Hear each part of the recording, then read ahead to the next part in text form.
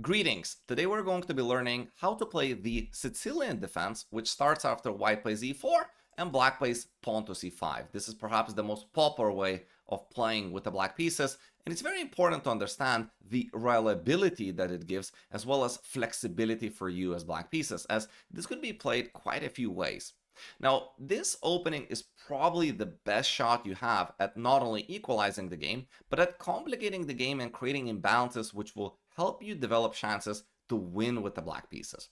Today we're going to be looking at the most popular way white is going to be playing, which is called the open Sicilian. They're going to be hitting the pawn to d4 and open up the center.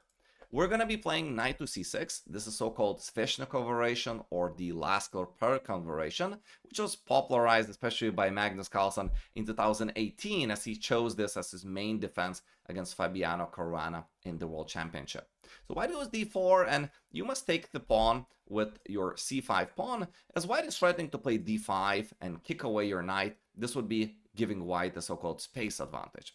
So as we take, it's important here in this position to know that white, if you could, would want to have this pawn on c4 and then play knight to c3 behind. This would give them extra space advantage. So if black was to play a move like g6, white would first be happy to play pawn to c4 and then use this upgraded setup. Instead, what we're going to be playing is knight to f6. This attacks the pawn and induces, most of the time, white to be playing the move knight to c3, and the pawn remains on c2. They have less space advantage than otherwise, plus we hope to get some pressure along the c-file in many Sicilian variations. So we hope to pressure the semi-open c-file and especially the c2 pawn for the rest of the game. Over here with black, we're going to be equalizing in space advantage by playing the move pawn to e5 and hitting the knight. Most often, white ends up with either lead in development in the openings or space advantage. But here, neither is going to happen. So this e5 move comes at subjective price of weakening the square d5. And the rest of the middle game likely is going to be about the square. White will try to do everything possible to establish a piece on that square and maintain it. So you can imagine like a pony that stays on d5 for white. Such a great square because you cannot kick it away with your pawns. On the other hand, if black will be able to control the square with enough pieces and prevent white of establishing a piece on d5, white is not going to end up with any space advantage out of the opening or any other typical advantage that he has in most of the other openings. Plus, black really hopes, if possible, to get the break pawn to d5, after which e4 and d7 pawns are going to be exchanged, and it's black who is going to end up with an extra pawn in the middle. Let's take a look at a few alternatives to knight to b5, which is the main line. So if they're going to be going, for example, knight to c6, I want you to remember to take towards the center, and later it's going to bolster the pawn break d7 to d5. If they're going, for example, knight to f5, we can go d5 right away because we're hitting this bishop, the knight with our bishop. And so that means if they're going to be taking on d5, we can take on f5 the knight. So for example, take c6, let's say we exchange, and this position is very good for black. We lead the development, as you can see, and we have superb central control right now. So no problems over there. Now, if white decides to go knight to b3, a little bit passive, we can go bishop to b4. We're already more active with black and applying pressure on e4. So really, we're not worried about any of the alternatives that white can choose. They go knight to b5, and here the pony wants to jump to d6 square. In this position, we're going to be playing d6, simply occupying that square with our own pawn so that their knight couldn't jump there. And here, white has two main moves. First is bishop g5. This is very interesting. White is applying pressure on the defender of d5, and so the dark square bishop cannot fight for the d5 square directly, so they're going to be removing the defender of that square so that later the white's knight would find it easier time to jump to the square d5. Before we analyze this line, I just want to take a look at the line knight d5.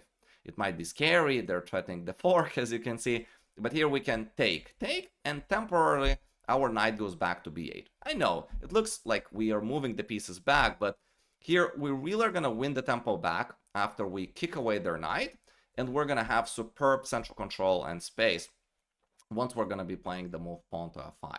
So the lines could be, like, for example, pawn to c4, bolstering d5, bishop e7, very normal development for black, really. And after we kick away their knight, we can play pawn to f5. Here, play is already quite easy. We're hoping at some point to play e4, bishop f6 is going to cover these dark squares, our knight can go to d7, then use the square e5, and we have a very complicated middle game where I think black has good chances to play for a win. Now, as we go back, we looked at this move knight to d5. Most of the time, your opponents are going to be playing bishop g5. So here, we're going to first kick away their knight, so they go back, and now we're going to be threatening this fork with pawn to b4. At this moment, they go knight to d5, although there's also one alternative to take the knight and hit our queen. So obviously we don't have the fork right now. And don't make the mistake of taking with the queen over here. It seems to be natural to not damage your pawn structure. Problem is that after knight d5 and queen d8, white really can develop the initiative. You're behind in development, and this is not the way we're going to be playing this Sicilian Sveshnikov Variation.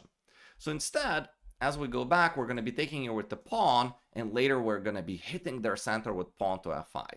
So for instance, let's say they play knight to d5. First, we're going to be preparing to castle and also defend the pawn on f6 second time. Bishop to d3, say knight to e7. We're fighting for the square very often with our knight and bishop this way. Takes and takes, castles, and over here we're ready to play f5 or d5. Again, I believe there is an imbalance in the position because the objective evaluation here only gives slight tiny edge for white. I believe you can play for a win. You have the bishop pair, and soon you will have more pawns in the middle. So we just looked at the line where black plays b5 and threatens to play b4. And in this position, we looked what happens if white takes the knight on f6.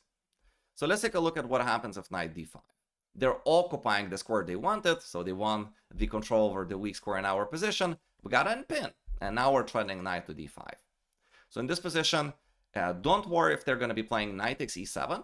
As I said, it's all about the control over d5 over here. So for example, if takes and takes, we can play bishop e7 or bishop e6, and soon we're going to be striking with d5 or f5. You can castle and hide the king on h8, no problem. I know that it looks like a damaged pawn structure. White doesn't have pieces that are coming to your king besides the queen.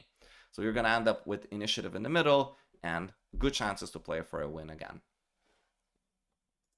So instead, in this position of taking the knight, they're going to be taking with the knight our bishop, they're going to be taking our knight. This way, they hope to keep the knight on d5. In this position, they play pawn to c3. This way, they're preparing this maneuver often, knight c2, knight e3, so that another knight could come to the help and support the knight in the center. We castle, they play knight to c2, which, as I've mentioned, prepares this knight e3 move, as well as attacking our overextended pawn on b5 with their pawn move a4. Black goes bishop g5. So we're looking at the square where the knight wants to come. So if, for example, they go knight e3, in this position, we can simply take that knight, then play bishop e6, if needed, knight to e7, and then strike with d5. Usually, if you achieve d5 and it works tactically, you're at least equal, but usually better. So here we have pretty comfortable game. Instead, white typically goes a4. So this is heavily under attack. You could see there is a pin along the a file. The pawn is attacked the second time. We gotta take.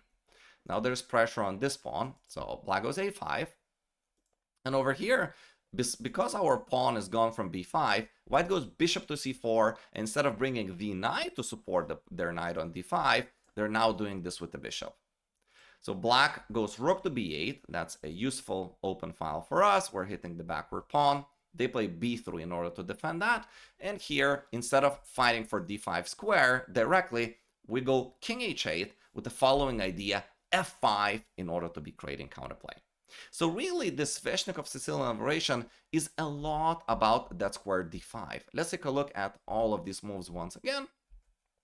Remember the idea pawn to e5 in order to provoke knight to c3. And with pawn to e5 over here, you're weakening theoretically the square d5, which you're going to control or hope to control, and even play pawn to d5 if white somewhere makes a mistake.